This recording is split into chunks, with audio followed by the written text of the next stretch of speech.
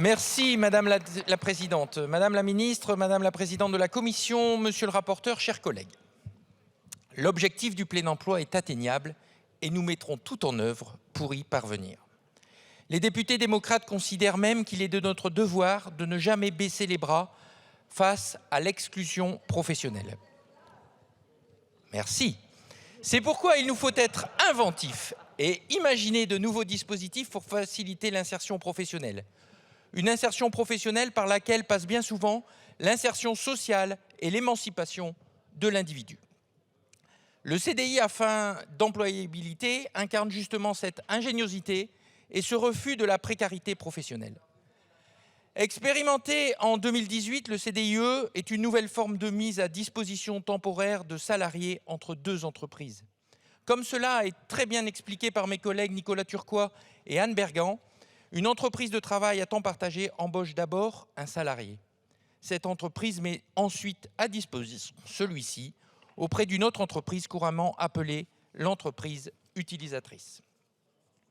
Jusque-là, rien de bien habituel, mais l'originalité du dispositif est double. Tout d'abord, pour le salarié, une stabilisation professionnelle liée à la conclusion d'un contrat de travail à durée indéterminée et une rémunération minimale garantie entre les missions et une possibilité élargie de formation. Puis pour l'entreprise, la flexibilité socialement encadrée de faire appel à une main-d'œuvre adaptée à ses contraintes de recrutement comme à ses besoins de force de travail. En contrepartie, elle abondera de 500 € supplémentaires le compte personnel de formation du salarié. Grâce au travail parlementaire mené en commission des affaires sociales et dans cet hémicycle, le dispositif du CDIE a été recentré sur les publics les plus éloignés de l'emploi.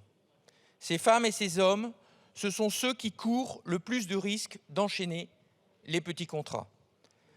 Les personnes au chômage depuis 1 an, les allocataires de minima sociaux, les personnes en situation de handicap, les plus de 55 ans sans emploi depuis 6 mois, et enfin les jeunes à faible qualification qui peinent à s'insérer sur le marché du travail. Comme l'ont souligné nos collègues Fanta Berete et Stéphane Viry dans la mission flash qu'ils ont conduite pour la Commission des affaires sociales en juillet 2023, ce dispositif n'implique pas de nouvelles dépenses pour l'État ou la sécurité sociale. Au contraire, on pourrait même estimer que le CDIE permet de réaliser des économies. Les salariés conservent en effet leur rémunération entre deux missions, là où ils auraient été indemnisés par l'assurance chômage sans ce dispositif. En prolongeant l'expérimentation de ce dispositif novateur pour 4 ans, nous nous mettons en condition de l'évaluer avec précision, ce qui n'avait malheureusement pas eu être le cas jusqu'ici. Et à l'issue de ce délai, il appartient au législateur de trancher. Généraliser ou abandonner ce CDIE, rendez-vous en 2027. D'ici là, mes chers collègues, je vous invite à voter pour la prolongation de l'expérimentation de ce CDIE. J'espère ensuite que nos collègues sénateurs pourront rapidement se saisir à leur tour de cette loi. Nous pouvons donner une chance de stabilité professionnelle à des personnes éloignées de l'emploi, alors n'hésitons pas, je vous en remercie. Merci Monsieur Leclerc.